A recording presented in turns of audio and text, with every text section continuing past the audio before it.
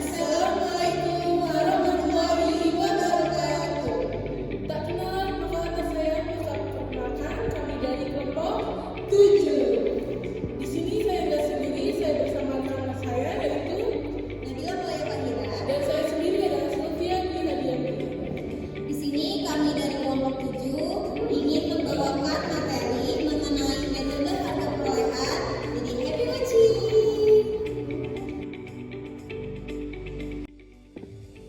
Baik teman-teman sekalian, pada laporan konsolidasi metode harga perolehan, kita yang pertama akan membahas mengenai pengertian laporan konsolidasi, yang kedua metode harga perolehan, yang ketiga tujuan metode harga perolehan, yang keempat ada ciri metode harga perolehan, yang kelima ada pencatatan dengan metode harga perolehan, dan yang terakhir ada contoh soalnya. Baik, kita lanjut pada slide selanjutnya. Selanjutnya ada pengertian laporan keuangan konsolidasi, yaitu adalah laporan yang menyajikan posisi keuangan dari hasil operasional untuk induk perusahaan dan beberapa anak perusahaan, yang seakan-akan institusi-institusi tersebut merupakan satu perusahaan. Pada laporan keuangan konsolidasi ini yang terdiri dari neraca konsolidasi, laporan laba rugi konsolidasi, laporan laba ditahan konsolidasi, dan laporan arus kas konsolidasi. Selanjutnya ada metode harga perolehan atau cost method. Metode harga perolehan ini adalah si investasi mencatat investasi sebesar biaya historikal, cost accounting, dividen maupun distribusi laba dicatat sebagai penghasilan.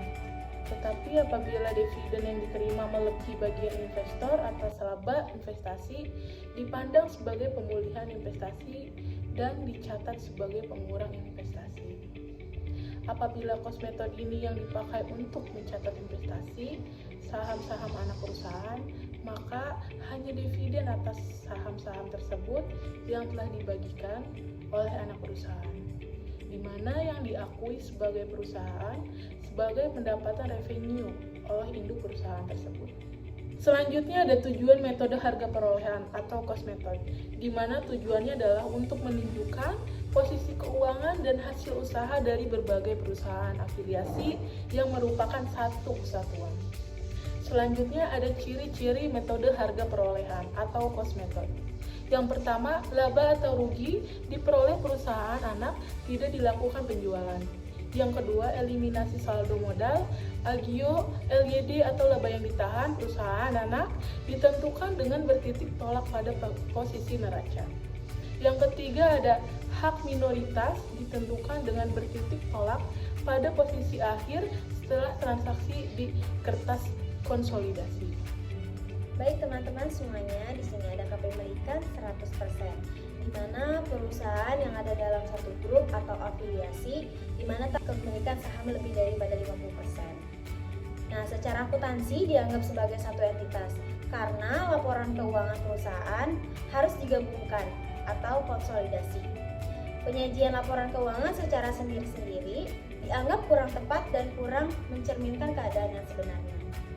Nah, pada saat penggabungan, jika kepemilikan perusahaan induk atas perusahaan anak kurang dari 100%, misalnya yaitu 80%, maka dalam laporan gabungan muncul pos kepentingan non-pengendalian atau NCI. Pos NCI merupakan bagian ekuitas dalam laporan konsolidasi yang merupakan hak dari kepemilikan minoritas dari perusahaan anak atau pemilik minoritas dari perusahaan anak, pemilik minoritas, juga dengan istilah kepentingan non-pengendalian. Adapun pencatatan dengan metode harga perolehan. Nah, pada saat pembelian investasi atau sama dengan metode equity, nah investasi saham PT anak pada debitnya itu XXX misal ya, dan nakasnya itu di kreditnya XXX. Maka laba atau rugi anak perusahaan tidak dijurnal atau dicatat oleh PT Induk. Nah, dividen kas anak perusahaannya itu pada debitnya piutang dividen atau kas yaitu XXX, dan pendapatan dividennya dikreditkan. Maka perhitungan sama dengan kepemilikan persennya dikali dengan dividen kas anak perusahaan. Nah, teman-teman, di sini ada contoh soalnya juga. Nah, pada awal tahun 2008, PT Makmur membeli 80% saham PT Subur seharga 375.000. Pada saat itu, modal PT Subur yaitu modal sahamnya 300.000, laba ditahannya 150.000, jadi total modalnya yaitu 450.000. Dengan selama tahun 2008 itu, PT Subur memperoleh laba bersih dan membagi dividen kasnya. Laba bersih usahanya yaitu 175.000 dan pembagian dividennya 100.000. Maka jawabannya yaitu jurnal untuk awal tahun 2008 seperti yang di atas ini. Investasi saham pada PTA yaitu 375.000 didebitkan. Nah, kasnya itu 375.000 dikredit. Nah, jurnal pada tahun 2008-nya ketika memperoleh laba tidak ada pencatatan atau investasi saham pada PTA-nya yaitu didebit 140.000 dan laba atau ruginya pada PTA itu 140.000 dikredit. Maka kenapa bisa jadinya 140.000? Yaitu dari 175.000 dikali 80%, maka hasilnya 140.000. Bisa kan teman-teman semuanya dijumlahin aja ya. Dengan jurnal pembagian dividennya yaitu dengan kas didebit 80.000, pendapatan dividennya dikredit 80.000. Maka kenapa bisa dapat 80.000? Yaitu dari 100.000 dikali 80%, maka hasilnya 80.000. Cara untuk mengeliminasinya yaitu modal sahamnya yaitu 1 juta. Nah, laba yang ditahannya itu 200.000. Dari mana 200.000? Dari hasil dividen yang tadi 100.000 dikalikan 2. Jadi jumlah modal saham ditambah dengan laba yang ditahannya itu 200.000 jadi 1.200.000. Nah, harga perolehannya untuk 80% saham PTA yaitu kan 1 juta. Nah, nilai bukunya 80% dikali saham PTA atau 80% dikali 1.200.000, maka hasilnya 960.000.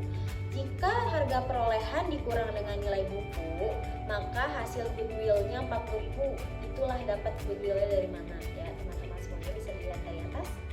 Nah, jurnalnya modal saham PTA yaitu 800.000 dan laba yang ditahannya PTA-nya itu 160.000, goodwill-nya 40.000. Maka nilai investasi saham pada PTA yaitu 1 juta rupiah. Nah, teman-teman, dari tadi penjelasan aku tentang PTA dan PTB. PTA itu yaitu PT Makmur dan PTB adalah PT Subur yang tadi seperti di soal ya, teman-teman. Nah, baik, LYD itu jumlah kumulatif dari laba sebelumnya dan dividen laba yang sudah dibagikan ke pemegang saham bagian dari sebelumnya. Baik teman-teman semua, terima kasih telah mendengarkan pemaparan dari kami dengan materi metode harga perolehan. Semoga apa yang dipaparkan dan dijelaskan bisa mudah dipengerti dan dipahami oleh teman-teman sekalian. Akhir kata kami undur diri. Wassalamualaikum warahmatullahi wabarakatuh.